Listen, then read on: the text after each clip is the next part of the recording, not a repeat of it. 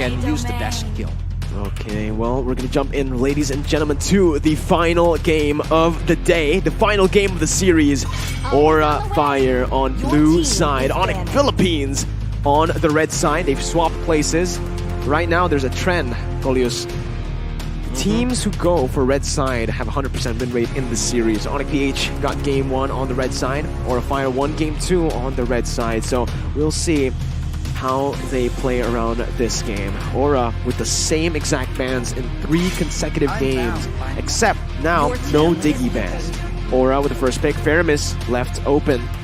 Do they want to go Beatrix or Faramis? Beatrix, Faramis, or even because there will be the Matilda is already getting banned, so I think it limiting the ONIC PH option to do like they want to play a tanky heroes to be on the jungler side or even like on the XP lane side, because there will lack of mobility if like using the Minotaur right now without Matilda. But Beatrix and Benedetta. That's a hero that was banned out in the last 2 games. This time it's picked up instantly in the first phase, but this gives over the chance for Aura Fire to actually play the Pharsa. We all know Facehugger likes the Pharsa, but the thing is, if they do want to pick up the Pharsa, this Faramis will go to the hands of Godiva, and unfortunately, I haven't seen that happen before. Claude becomes the prio once again for Aura, still sticking with the same picks. Matilda? I think they need a Matilda. Ban it. Right. Fire. And now Paquito Fluffy, finally! It's open, and Fluffy got the Gunfire hero, even though the Kabuki didn't get the Beatrix. But Knockout Strike, I think it can bring a lot of momentum if using on the right moment, especially when he aim for the mid lane or even the Beatrix later on. But one last pick before we got into the second betting phase from ONIC PH. Are they gonna pick like Kai? So Benedetta will not playing on the jungle, and it can be. Oh man, it can be. Oh, because man. This is ONIC PH versus Aura Fire. Welcome to the crazy series. You're right. Nothing is confirmed yet. We don't even know if the Paquito is going to go to the XP lane. It should. Okay, for this one, I think we can say it's going to be going to the XP lane because Hai throughout season 10 has never picked up, or has only picked up Paquito once. All right. Yeah. So Fluffy has just been the man who's played the Paquito for Aura Fire throughout the season. I think right now this is the. This is interesting, right? Because for the first time ever, Aura don't have any flex picks in the first phase. Or they want to surprise us again. Oh my god. Fluffy be the jungler, Hai will be the XP lane. Oh my god. No way. There will be a mind blown if Aura can do that. But I think it's a little bit, like the possibilities is very, very small. But now Link from Hai will not shown on this GAME3, and Aura, they ban Vanilla. I think it'll be wise to ban out the Pharsa as well from ONIC PH, knowing again, now the Pharsa will have a lot of cover from, firstly, the Benedetta with most probably the Petrify battle spell, and also a Kai with a heavy spin, right? ONIC PH though, I think they're just going to try to narrow down as much as possible Hai's hero pool. Maybe the Diggy to set up for a Minotaur, but they already have, unless they want to play Minotaur Roamer, right? They can actually also just flex the Akai as a roamer if they want to play that Minotaur. Diggy becomes a good ban anyways because they already have a Benedetta that should be going for the Petrify and the Akai that has a heavy spin, but they instead go for a Martis. So yeah, 2 heroes from Hai taken out in the second banning phase. Aura, I think I'm staying with my gut feeling that it will be a Pharsa ban here. I want to ask something. Alright. Why Kagura is not being picked anymore? So Kagura have the burst damage from the Yin Yang Overturn, even he have the Rasho Umbrella to escape from the crowd control effect. What do you think? I think it's because there's just so much mobility in this current meta that Kagura finds it very difficult to get that combo down. Here, you can already see it from Benedetta, from the Beatrix, especially from Aura Fire. This Aura Fire side is very hard to catch. Faramis, Claude, Paquito, so much mobility, it's very hard to get that crazy combo from the Kagura. Because a long time ago, Kagura is the counter of Cloud. Agreed, yeah, burst. With the burst damage, it can like instantly kill the Cloud by DD. Like I mentioned before, it's being used by the ONIC PH. They didn't want to give the DD to Aura Fire because the time journey will stop the movement from the heavy speed. Even like the Vinyl Blow and Benedetta is having a hard time when he doesn't have the 9-for-9 anymore. Well, now it comes down to Aura Fire. I think they were setting up for a Minotaur pick, maybe. But now, because of the Diggy, I don't think they can go for the Minotaur. They will go for the Rafaela. Bruno jungle? Are you so? I don't know about Can be that. to Marshman. This is Aura Fire, man. Oh my god. We cannot predict it, but yep, one last hero. Last time we saw Aura Fire high, if he doesn't get the Natan. No, it's the Amon. I thought if they wanted to go for something crazy, then Natan becomes a pretty valid option. We've seen that from high in Season 10, but they go just for the safer pick, I would say. The Amon. Thing is, it's very different to game number 2, where they were able to find a lot of success on the Amon because ONIC PH didn't have a lot of dashes. Now, they have the Benedetta that can negate that damage with the eye for an eye. Even I think with the final blow, you can dodge away from the endless shards. Yeah, especially for the Benedetta mobility. So when the Aura Fire is trying to do the rotation, Benedetta can take like the mid lane on the early game, even on the late game itself. Like the final blow will disturbing Aura to get the objective like Turtle or Lord because it have a high DPS. And now, Gift.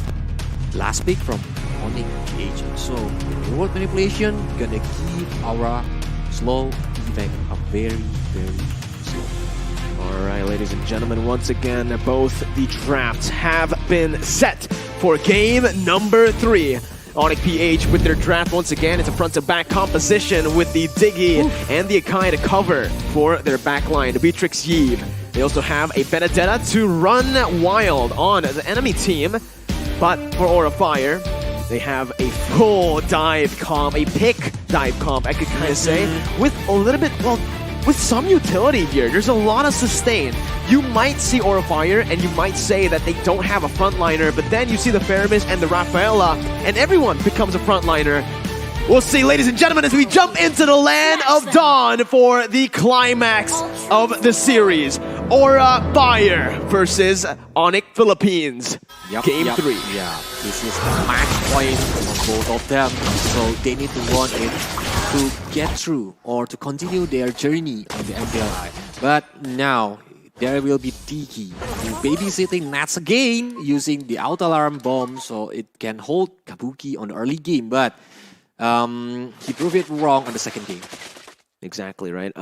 In the second game, you mentioned it. The way that Diggy was trying to bully... Oh, check it out already. With an early flicker burnt away, as Facehugger has rotated towards that bottom side. This will give more space towards Claude, towards Kabuki, to get to that item power spike. Again, this is something that I do want to point out, though, Colius. In game number 1, even though Kabuki was bullied in lane, was solo killed, he was still able to secure the Golden Staff in the 7th minute mark. So in terms of farm, Kabuki is so good at just utilizing the waves and manipulating the waves.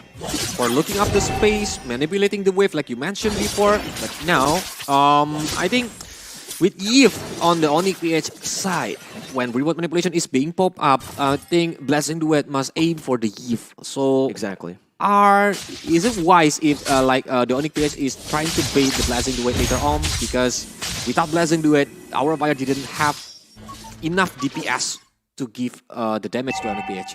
Well, they're already looking for that bottom side here. That's going to be a dive. And the shard popped in early just to force that flicker from Nets. A collapse can happen as well here for the side of ONIC PH. Facehugger caught. Pops the sprint. First blood over to ONIC PH on the hands of Nets. Definitely not what Aura Fire wanted in the early stage, but they do get some gold, at least from the plating. And Nets is going to be forced to back up, so Claude can just shove the wave once again and get a better recall. But without Heavy Spin, I think it's the chance for Aura Fire to get the turtle. Because Heavy Spin is usually being popped up when you want to show away the Aura Fire jungler later on when they want to do the contest. But ONIC PH started first. They try to engage the low turtle. ONIC PH first onto the turtle. That's going to be the Facehugger popping it in with the Cold Altar. Cold Altar HP gone, and look at that! The final blow takes a whole lot of HP. The reverse time brings both Facehugger and High back to the final blow. ONIC PH once again are able to secure a 2-0 and a turtle. Well, it's a good start for ONIC PH. And now, it's like deja vu because our Fire is being pressured on the early game, but the goal difference is not too far away. So it's only different like 800 from ONIC PH, and they're trying to chase it because they have the momentum hero too, like Amon, who can use the endless shard very on points. But Amon need to be careful with the 9 for 9 because he can immune the damage from the endless shard.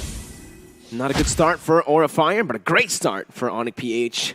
Aura are trading that top side pressure for bottom side pressure. You can see the turret plating.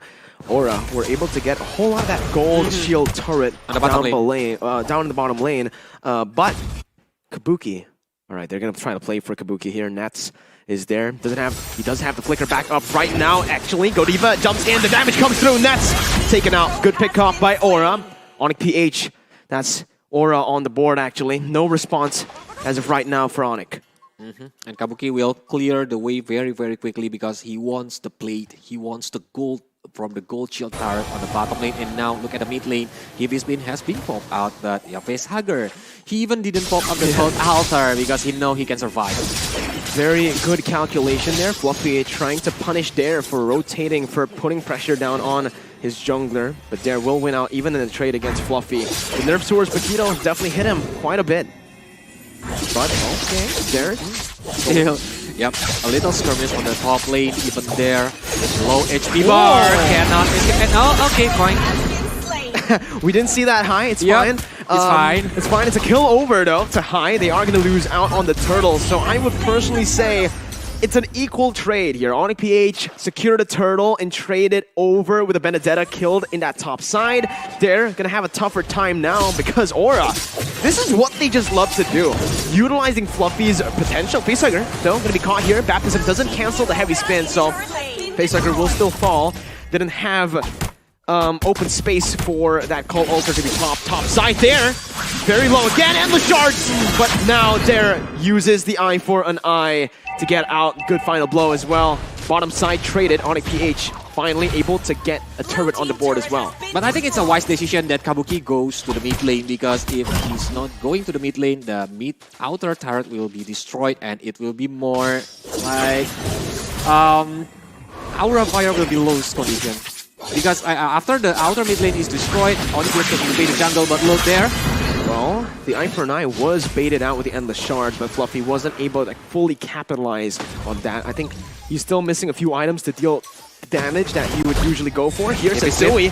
Good pin down with the real world manipulation, and the snipe from Nets. A good pick off from ONIC PH as they push their lead even further, but it's only still just a 500 gold lead. We haven't reached that 1,000 point just yet, so it's still anyone's game at this point. Do you realize, Mirko, that they are trying to like pressure the Facehugger, even the blessing wave from Kabuki or Sensui gonna be taken down, and yup, the DPS is already enough to take down Sensui. And it was just such a good decision, a smart decision from Kabuki, right? He even popped the sprint, knowing that Sensui has used that heavy spin earlier in the skirmish to catch Facehugger. So it's a good punish on Aura. And with that, they're actually able to turn the gold lead back. Like I said, if it's just a 600, 500 gold lead, it's very easily overturned. And that's what you're seeing here. The game just bouncing back and forth towards ONIC, towards Aura. And now the third turtle has been popped out on the land of them, but without Sensui, the near of them. So our Fire is trying to beat the turtle. Kakadot with the flicker there. That's going to be the Cold Altar HP burned down. And the shard by high onto the minions. Onto the creep, actually. Facehugger going to be caught. Going to be gunned down by Nets. It's a disaster for Aura. Kabuki with the Blazing Duet. Fluffy with the flanks. Getting one on the board. It's a 1-for-1. Not as bad as you would think initially. High needs to stay composed here. These are the little moments, the little mistakes that you can make at the highest level that can give your opponent the edge. ONIC PH capitalized with the turtle, but again, they lose out on Sensui. Yep, because 2 times that you're doing the misplay, I think it will be dangerous for High right now because the real manipulation and DPS from Nats taken down High. So Miracle, the third game, is it a pressure for Aura Fire? Because I think I'm not seeing like Aura Fire who were playing on the second game. I think it's not so much as Aura Fire making mistakes, but it's ONIC PH who just definitely stepped up as well in Game 3. Both teams are going at it, are just punching back and forth here. And again, it's never that dominant game. We expected this to happen all 3 games. ONIC PH, though, however, were able to dominate Game 1. Game 2 was dominated by Aura Fire. And finally, we're seeing this. Kabuki jumps in with the Blazing Duet to the back line. Sensui caught low. Holy Baptism dodged away from by ONIC PH. A good disengage once again, as they're just really good at this. And you can see the goal lead, right?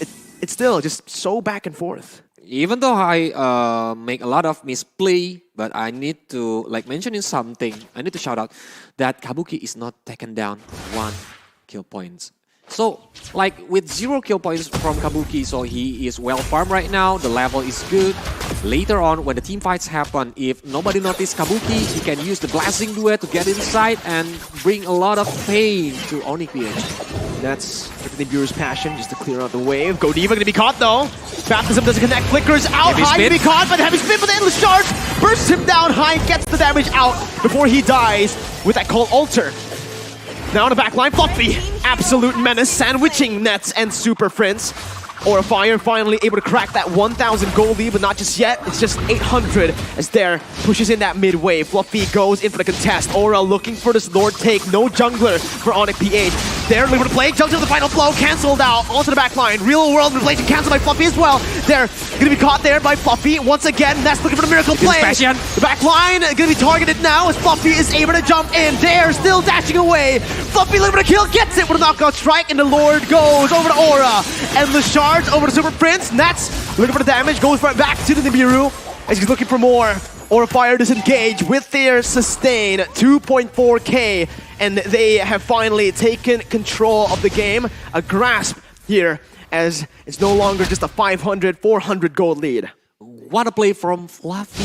He do his job of very, I think on points, because he wants to zoning out all the other member, but no, looking at the heavy spin, Blazing Duet has been held by the reverse time. That's the question right now. Aura Fire, they have a gold lead, but are they actually going to be able to utilize this the longer the game goes? They're going to have to end it pretty early. If you look at it at a scaling perspective, Nets and Super Friends, oh my goodness, it does not matter. Nets didn't have the flicker, got punished by the endless charge, by the pick potential, the kill pressure. Petrify only connecting onto Godiva, the gold ulter is there. They're still able to get out, but look at the glowing wand tick. Slowly tearing him down. He gets out in the end, but it is Aura Fire who are able to translate, to convert the pressure that they placed, the kill that they placed onto Nets, onto that tier 2. All base turret passives have been popped as well. 5,000 gold lead now for Aura. Well, it's a disaster for ONIC PH because now, Conceal has been popped up. Maybe they're trying to take the position and trying to pick off one member from Aura Fire, but they realize it. They want to get back first. They need to wait the momentum again because ONIC PH have the Digi, have the Akai, who have the heavy spin or even the reverse time too. Holding Aura Fire go away from the team fight. Aura Fire, 5,000 gold lead. We're going to take a look at the items. And this is the reason why Kabuki's been dealing so much damage, Kolios. The PHS, Golden Staff, and he's built the Wind of Nature. Meanwhile, Nets, that's the thing. No Wind of Nature, no defensive items yet. That's why he's been so vulnerable. And he has to really be careful now because I think one Endless Shards can actually take him down. Highest level 14. He wants the penetration by building the Malefic Roar and even the Fury Hammer to be the Hunter Strike later on, but without Wind of Nature, Blazing Duet from Cloud will be a painful to Nats itself. So yeah, it can make the Nats taken down without doing nothing on the team fight. So Nats need to be careful on his positioning, especially Kakadot. So he needs to stay beside Nats to cover him. Even Super Fritz, take a look at that. He's actually opted to go for Oracle instead of the Glowing Wand that you would usually see, or even a Divine Glaive this early on up against a sustainable comp. But the Dominance Ice, did you see it? Did ONIC PH have enough, or was it just one Dominance Ice? Because the sustainability from Aura has been winning them these team fights. I think that's enough because they need the damage. The enemies have DD who can give absorb ability if they lack of the damage. The team fight will be not good for Aura Fire, but look at the Renner's apathy, Kabuki. Wow. It's very painful. Thing is though, he already has the Wind of Nature. He has the Holy Healing from the side of Godiva as well. And look at this. Aura of Fire playing the macro game now. Pushing that top side before contesting the Lord. Just Lord dancing, resetting it, not really committing onto it. And this is what you want to see from a team that's ahead. They're utilizing the gold lead really well. And this is an Aura of Fire that right now I feel have improved from the playoffs, where usually they would still just be going for those coin flipping team fights. Yep, but there is taken. Yeah, if there is taken down, I think it's the green light for Aura of Fire to start the Lord, because Sensui is still holding the Lord. Oh, Kabuki jumps in with a Blazing Duet. That's a lot of damage. Blaze taken out, reverse time bringing him back, but it does not matter. Sensui going to be taken down as well as he pops the heavy spin defensively, but the Endless Charge finds the mark. Fluffy goes to the back line, absolutely wreaking havoc. Aura with the trigger, with the absolute menacing plays. Kabuki. We've mentioned it many times in Game 1 and Game 2. There are a lot of moments where he jumps in with those risky plays, but that's Kabuki for you. Yep, it has been paid off. Like, from the momentum that he's using, the Battle Mirror Image, Blazing Duet, it's like scrambling the formation of ONIC PH. It's taken down the Kakadot, so the ONIC PH didn't have the time journey anymore to cover a lot of his backline heroes, and now the Lord is coming. Top side taken down, base turret. ONIC PH looking for the defense, but Aura of Fire are looking for the play. Kabuki has fully stacked his passive. He's looking for a Blazing Duet combo. Cold Altar placed in. Sensui looking for that heavy spin. Able to pin one member down, but a Cold Altar comes down again. Godiva still able to survive. Time Journey pop. 3 ultimates from ONIC PH burnt away. 3 ultimates actually also from Aura of Fire, but they will be able to find a base turret in the mid lane as well. Bottom side now going to be in the sights of Aura of Fire. ONIC PH trying to stop this from happening, but the Claude is just so lethal, sieging that base turret down. 10,000 gold lead for Aura of Fire, and they're staying disciplined. Kolios, this is something that we usually don't see from Aura. Look at the gold. Fluffy. Even, yeah, it's not the gold laner, but it's Fluffy, because from the early game, Fluffy always got the free position to like collecting the gold, collecting the level. Even like when he do the flanking, a lot of damage can happen with using the knockout strike or even the jab itself.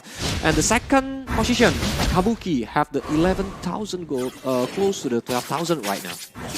This is insane, man. And now you really understand why ONIC PH put such a heavy emphasis on banning this Paquito away from Fluffy. Fluffy on the Paquito, it's his signature pick for a reason. It's a monster. He is a monster. Whoa. A monster on the Paquito. Oh. 3-0. I think it's because Fluffy have the nickname. Fluffy Ali. Fluffy Ali. Oh, I like that. I like that. Yeah, because when he using the Paquito, the hook is always on point and always give the enemies nightmare. So he can stand firmly to like looking for where is Fluffy, because he can shout anywhere on the backline. Exactly. That's what we've been seeing, right? Man, ONIC PH, how do they come back from this position is my question right now, Kolius. I've always said, even from the early game, that if they can push it to the goal or push it to the late stages, they will actually have a little bit of an advantage coming from the damage output. But Nets needs that Wind of Nature. He needs to start respecting the damage output from Aura of Fire. There's been a lot of physical damage on him, and the reason that they've been able to, well, the reason Aura of Fire have been able to win a lot of these team fights is because Nets is evading most of the time, not hitting, because he doesn't have that Wind of Nature. And now, Kabuki is on standby position. Maybe he'll make the miracle again using the Battle Mirror Image, but Godiva, oh my god, there's a lot of damage that been held by Godiva, so the Cult Altar has been popped up. This is good for ONIC PH though. That's the Cult Altar, a massive ultimate burnt out. Kabuki needs to be careful here. Kabuki! Ooh, what a juke! So Kabuki still survive, even though he have the Immortal, I think, but it's too expensive right now because it's 17 minutes, so if the Immortal is destroyed, I think that's the green light for the ONIC PH. But now, Endless Charge, gonna be caught in the real world. Inflation has a bit of truncheon now. Look at the Claude coming in from the Black Lion with Blazing Duet, dealing so much damage. Emerald to everyone! It's a disaster for ONIC PH, as everyone will be melted, will be executed by Fluffy Ali. Nets trying to run away. Kabuki walking him down. Nets dealing so much damage. They need to respect him. Nets guns him down. Hai looking for the assassination. Nets on a mission now to kite away, to get out, 3 members down for ONIC PH. They're trying to buy the time right now as Nets is still trying to get out. Fluffy able to play. Nets still able to get out for now. Nets finally shut down, taken out. The final blow is not enough. Aura, Fire have done it. Reverse sweep is real for Aura. 9,000 goal lead here in the 17 minutes. ONIC PH put up a good fight, but in the end, it's 2-1 to the Indonesian Dragons. GG. That's only that I want to see that our Fire is like being pressured on the early game, but they prove it wrong that when the Kabuki have the free position and Fluffy itself, like we mentioned before, Fluffy Ali with a knockout strike, like ONIC PH backline didn't get the chance to enjoy the big fight. Wow, that blazing duet. In a lot of these situations, I was looking at the map. Yep. Colius, in that engagement by Aura Fire, the mini waves for Aura were already at the base of ONIC PH. Usually, you would see Kabuki actually go for that base, but because he's on a clock,